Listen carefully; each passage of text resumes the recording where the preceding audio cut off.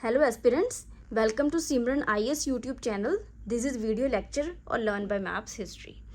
हमने last lecture में दिल्ली सल्तनत को कंप्लीट कर दिया था और हम आज करेंगे विजयनगर एम्पायर और बहमनी किंगडम। जब हम दिल्ली सल्तनत कर रहे थे तो तुगलक डायनेस्टी के जो सुल्तान थे मोहम्मद बिन तुगलक, उनके टाइम पे दो इवेंट्स हुई थी साउथ इंडिया में। वन वाज के 1336 में विजयनगर एम्पायर इस्टेब्लिश होता है और 1347 में बहमनी किंगडम इस्टेब्लिश होती है। सबसे पहले ओरिजिन देखते हैं। एक एक्चुअल में ब्रिटिश ऑफिसर थे कॉलिन मैकेंजी। उन्होंने 1800 में जो हम्पी कैपिटल थी उसको उन्होंने डिस्कवर किया था। तब ये पूरी तरह बर्बाद हो चुकी थी, रुइंस में थी। कर्नाटका में है ये। फिर बाद में इसको वर्ल्ड हेरिटेज साइट का यूनेस्को के थ्रू जो है टैग दे दिया गया। फाउंडर जो थे वो हरिहर एंड बुक्का थे, जिन्होंने संगम डायनेस्टी जो थी एस्टेब्लिश की। जो इम्पोर्टेंट डायनेस्टीज देख रहे थे, चार ही डायनेस्टीज थी। संगम जिसको हमने पढ़ा कि हरिहर एंड बुक्का ने एस्टेब्लिश किया। सुलभ डायनेस्टी को एस्टेब्लिश करने वाले नरसिम्हा थे और तुलव को वीर नरसिम्हा ने किया था। फिर जो लास्ट जो डायनेस्टी थी वो अराविडू थी, जिसको तिरुमला ने फाउंड किया था। Next is about sources. जब कोई भी डायनेस्टी इस्टेब्लिश होती है या पुरानी किंगडम, हम जो इन्फॉर्मेशन है कुछ बेसिक रिसोर्सेज से लेते हैं तो वो डिस्कस करते हैं। 3 टाइप के सोर्सेज हैं, literary, foreign accounts and inscriptions. अगर हम लिटरेरी रिसोर्सेज की बात करें तो इस डायनेस्टी के टाइम पे यानी विजयनगर एम्पायर के टाइम पे लिटरेचर में, आर्ट एंड कल्चर में बहुत डेवलपमेंट हुई थी। तो कन्नड़ा, तेलुगु लिटरेचर की बुक्स हमें मिल जाएंगी।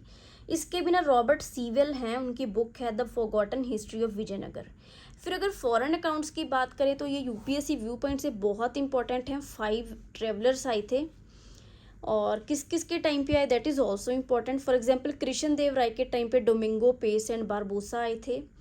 देव राय के टाइम पे जो है अब्दुल रज़ाक आए थे। ठीक है। फिर इंस्क्रिप्शंस हैं।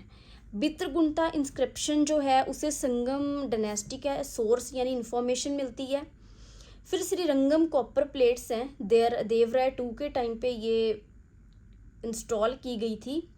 इससे विजयनगर रूलर्स की जीनियोलॉजी कि ये कहाँ से आए थे, ओरिजिन हो गया, राइज हो गया, अचीवमेंट्स, वो इस पे मैंशनड है। हम्पी की रूइंस हो गए और बहुत सारी कॉपर प्लेट इंस्क्रिप्शंस जो मिलती हैं। नेक्स्ट अब देखते हैं इंपॉर्टेंट किंग्स, लेकिन उससे पहले ये स्टोरी समझते हैं कि क्या हुआ था, कि ये किंगडम कैसे इस्टेब्लिश हुई। 2 भाई थे, हरिहर एंड बुक्का। वो एक किंग जो थे साउथ इंडिया के, होयसल किंग वीर बलाल 3rd, उसके अंडर काम करते थे। लेकिन मोहम्मद बिन तुगलक की आर्मी किंग बलाल को हरा देती हैं। तो हरिहर एंड बुक्का को अरेस्ट करके दिल्ली ले जाते हैं। वहाँ पे इनको इस्लाम में कन्वर्ट कर देती हैं। इस्लाम में कन्वर्ट करने के बाद इनको फिर दिल्ली वापस भेज देते हैं कि आप वहाँ से रूल करो। वहाँ से रूल करते रहते हैं। फिर एक गुरु थे विद्या नारायण, उनके कांटेक्ट में आके फिर दोबारा से हिंदुइज्म में कन्वर्ट होते हैं और अपनी इंडिपेंडेंस जो है वो डिक्लेयर कर देते हैं। अपने गुरु के नाम पे ही कैपिटल विद्या जो था विद्यानगर इस्टेब्लिश किया, जो बाद में विजयनगर बन गया, जिसका मतलब होता है सिटी ऑफ विक्ट्री। अब जो हरिहर 1 थे, इन्होंने मैसूर और मदुराई को कैप्चर कर लिया। इसी टाइम पे जो बहमनी और विजयनगर किंगडम जो थी उनकी लड़ाई या कॉन्फ्लिक्ट स्टार्ट हो जाता है। रीज़न क्या था? सबसे बड़ा रीज़न जो था वो रायचूर दोआब। दोआब होता है 2 रिवर्स या 2 पानियों के बीच की धरती। तो रायचूर दोआब अगर वहाँ पे 2 रिवर्स थे तो वहाँ पे जो लैंड थी बहुत फर्टाइल थी, लैंड रेवेन्यू काफ़ी अच्छा था। तो दोनों जो किंगडम्स थी उसको कंट्रोल करने के चक्कर में लड़ते रहते थे। इसी तरह कृष्णा गोदावरी का डेल्टा हो गया और मराठावाड़ा। बुक्का 1 जो थे उन्होंने गोवा का कंट्रोल कर लेते हैं। देवराय 1 जो थे उन्होंने बहमन सुल्तान जो थे फिरोज शाह को हरा दिया। देवराय 2 को ग्रेटेस्ट रूलर बोला जाता है क्योंकि इन्होंने मुस्लिम्स को भी अपनी आर्मी में इंडक्ट किया और सिलोन यानी श्रीलंका से भी टैक्सेस जो थे वो कलेक्ट करते थे। बाद में इनका कमांडर जो सुलभ नरसिम्हा राय था वो इनको गद्दी से हटा के खुद अपनी डायनेस्टी सुलभ शुरू कर देता है।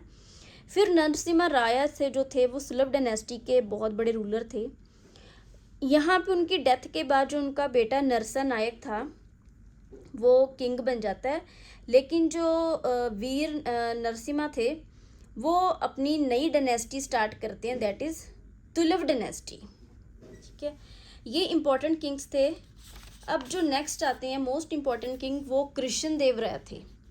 कृष्ण देव राय और तेनालीरामन की स्टोरीज भी बच्चे जो हैं अपने बचपन में पढ़ते हैं, कॉमिक्स में पढ़ते हैं, तो आज उनके बारे में पढ़ेंगे।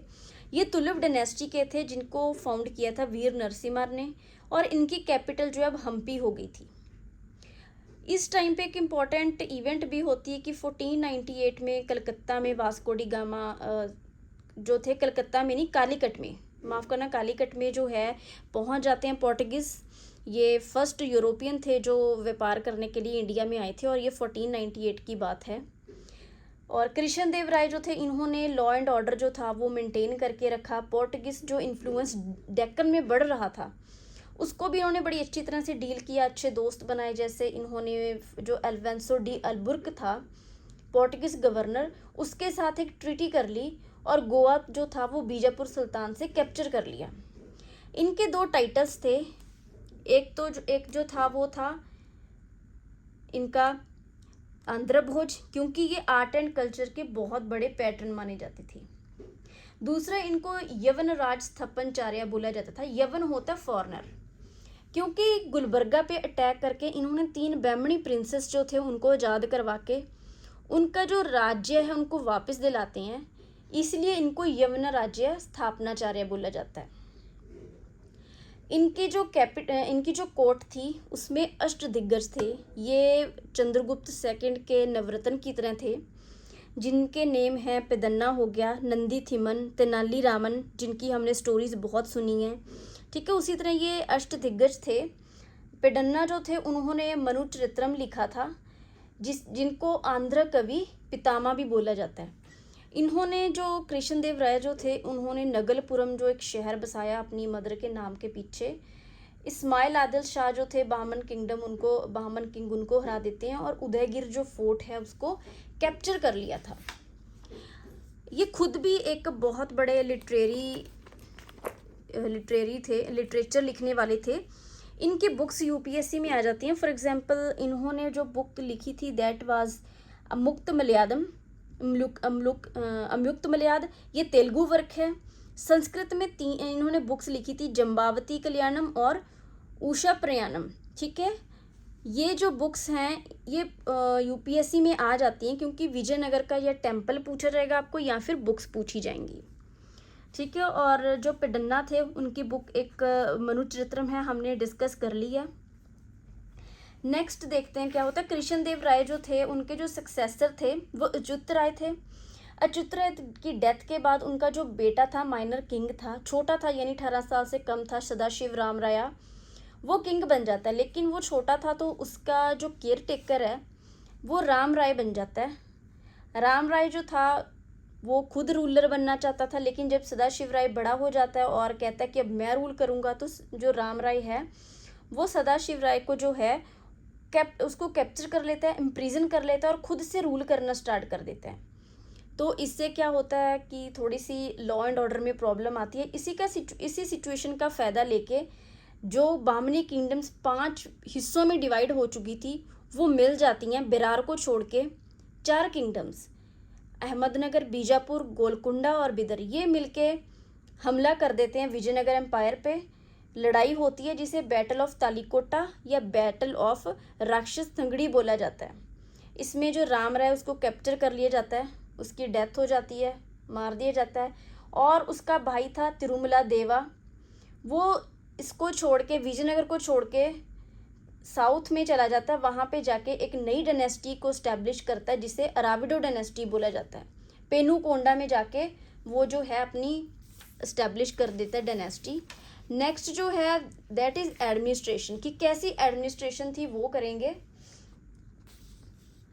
वेल ऑर्गेनाइज एडमिनिस्ट्रेशन थी। बहुत क्वेश्चन आ जाते हैं यूपीएससी में एडमिनिस्ट्रेशन को लेके। जो किंग था वो सभी पावर्स का हेड था।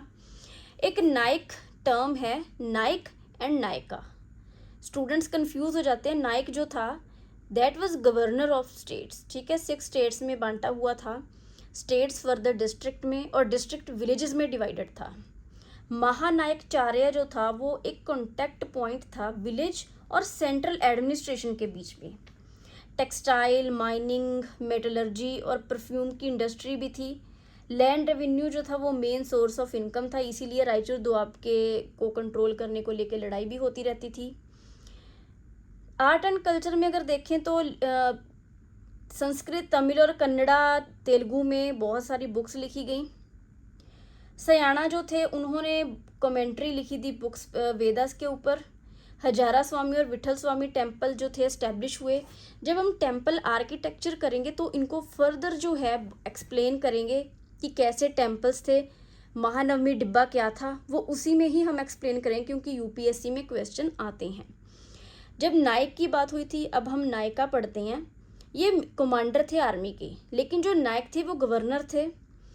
जो बेसिक रिलीजन था जो फॉलो किया जाता था दैट वाज शिवाइट्स, शिवा को मानते थे, और विरूपक्षा जो थी वो इनकी फैमिली डिटी थी।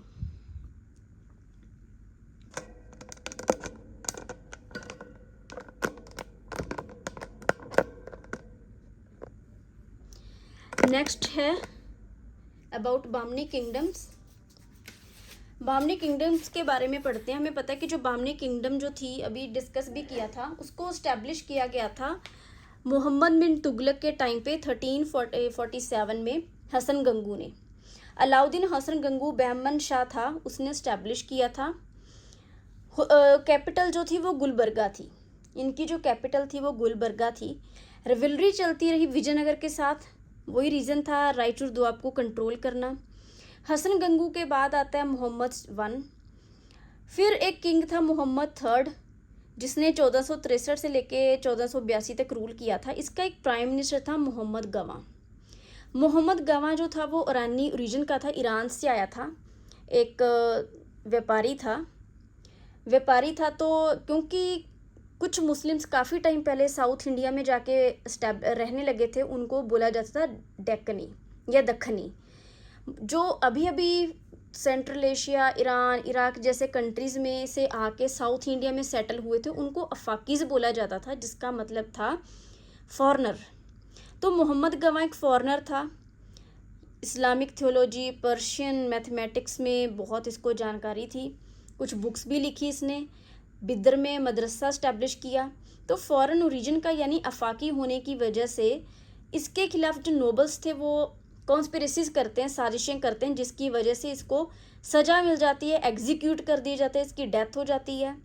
तो एक लीडर की डेथ की वजह से बामनी किंगडम जो है वो डिक्लाइन हो जाती है 5 पार्ट्स में। कौन कौन से थे जो अलग अलग डायनेस्टीज इस्टेब्लिश होती हैं, देखती हैं।